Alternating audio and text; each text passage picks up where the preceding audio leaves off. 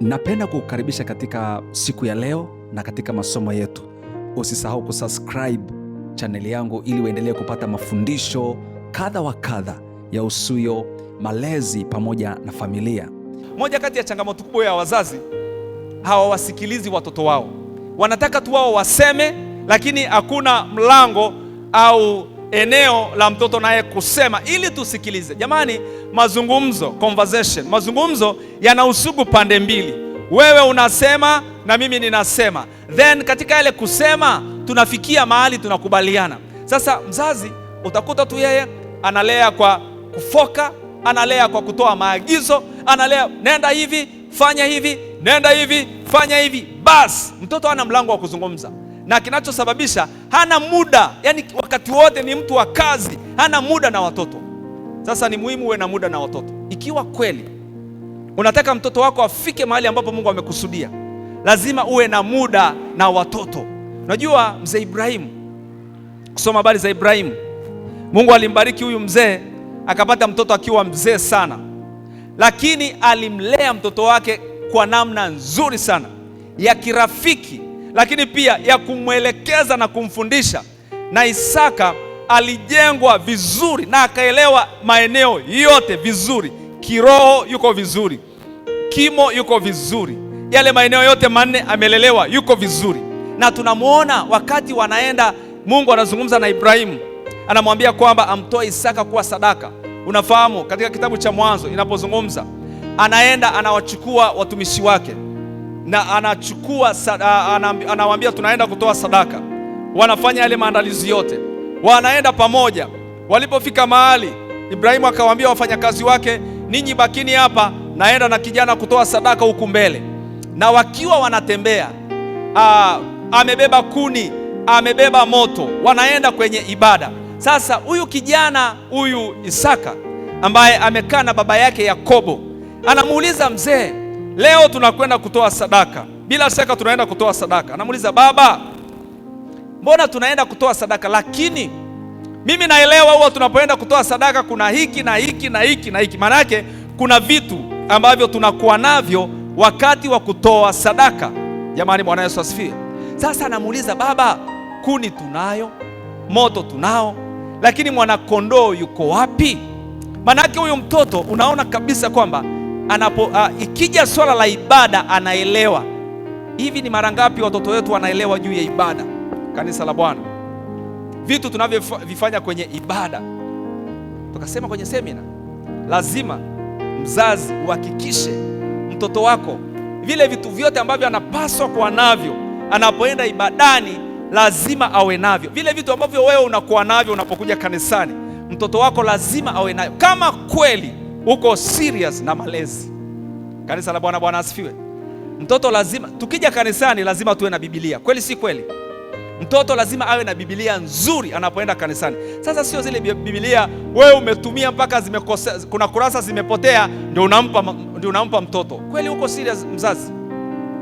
Jamani, nunua Biblia nzuri ya gharama ili pia itunze. Unajua kitu kikiwa cha gharama kitatunzwa.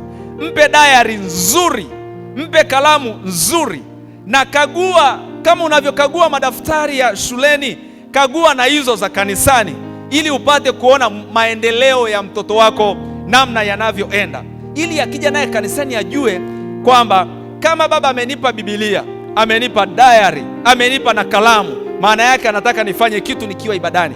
Na unajua akija ibadani hawezi kucheza, kwa sababu anajua umempa vitu vya gharama, alafu lazima ukague kama kuna kazi imefanyika. Sasa ni wazazi wangapi wanafanya hivyo? Sijui, lakini ni eneo muhimu sana.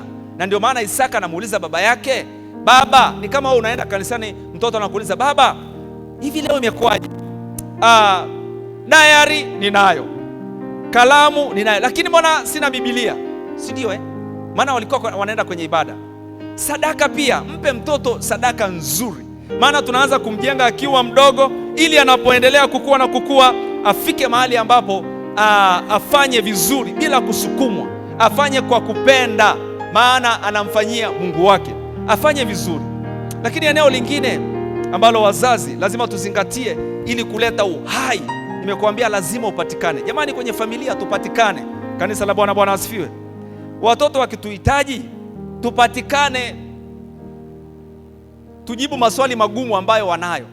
Na wakati tulionao sasa hivi ni zama ngumu sana, kwa sababu ni wakati ambapo watoto wana taarifa nyingi sana, na hizo taarifa nyingi wanazozikusanya wanataka kupata uhakikisho kama ana kitu sahihi. Sasa uhakikisho na sehemu ambapo anaweza kupata usahihi ni kwako mzazi. Sasa zile taarifa nyingi, shuleni amekutana na taarifa nyingi, kwa saa nyingine amekuwa na simu yako hiyo, amekutana na taarifa nyingi, sijui ameenda shuleni amekutana na taarifa nyingi, kwa wanafunzi na marafiki zake ana taarifa nyingi. Sasa hizi taarifa zinamchanganya kwamba ipi ndiyo sahihi. Anapofika nyumbani anataka mtu wa kumsaidia kwa kumpa ukweli juu ya taarifa nyingi alizokuwa nazo. Sasa wewe mwenye ambapo ameweka tumaini lake lote la kupokea taarifa kutoka kwako ili umsaidie, anakuta wewe uko kimya. Hivi hata kama ni wewe utafanyaje? Sio ndio, utachanganyikiwa Maana mahali ambapo unataka kupata matumaini unakosa matumaini. Kwa hiyo wanachofanya, kwa kuwa wazazi wako bize na hawashughuliki na watoto wao, wanarudi tena kwa marafiki, wanajadiliana wenyewe kwamba sasa hii kitu imekaa hivi, tunafanyaje? Sasa maamuzi wanayochukua, wanapochukua maamuzi, tunapokuja kushtuka imeshaenda mbali, kwa sababu ni jambo ambalo sisi tumefanya, lakini sisi tumekuwa kimya, na matokeo hayo yanatokea. Jambo la pili, uwe mfano kwa watoto wako. Jamani, wewe lazima uwe mfano kwa watoto wako. Iko hivi, katika saikolojia 70% ya vitu ambavyo mtoto anajifunza huwa anajifunza kwa kutazama, kwa kuangalia. 30% ndio vile unamwambia kwa kuzungumza. Yeye anaangalia. Yaani huwezi kumwambia mtoto ibada ni muhimu wakati wewe mwenyewe si mtu wa ibada. Kanisa la Bwana, umenielewa? Huwezi kumwambia mtoto kuwahi ibadani ni muhimu kama wewe mwenyewe wahi, kwa sababu anaangalia. Sasa mzazi, usiishi mbele ya watoto kama vile hawajui kinachoendelea. Watoto wanajua kitu kinachoendelea. Hata kwenye familia saa zingine baba na mama wanaishi maisha, unakuta wanajibizana, maneno magumu wanaongea mbele ya watoto. Usifikiri watoto hawaelewi kinachoendelea. Usifikiri hawajui, wanaelewa kinachoendelea. Na katika ile hali ya maisha ya kuishi, ndivyo wanavyojifunza na wanavyochukua hali hiyo, na hali hiyo ndio inayokuwa maisha yao. Sijui kama unanielewa. Sasa nikuulize jambo moja. Unajua kila mmoja wetu hapa ana lugha ya mama, ile lugha unayozungumza, si ndio jamani Sasa ile lugha yako hiyo ya mama, hukuwahi kukaa darasani kufundishwa, si kweli jamani Kuna siku wazazi wako walisema sasa leo day 1 tunaanza na kitu hiki, siku ya pili tunakwenda hiki, siku ya tatu tutajifunza hiki, shamba inatajwa kwa hivi. Ni kitu ambacho tunajifunza kuanzia ukiwa mtoto. Unaona jinsi ambavyo wao wenyewe wanawasiliana, yani jinsi wazazi wanavyowasiliana.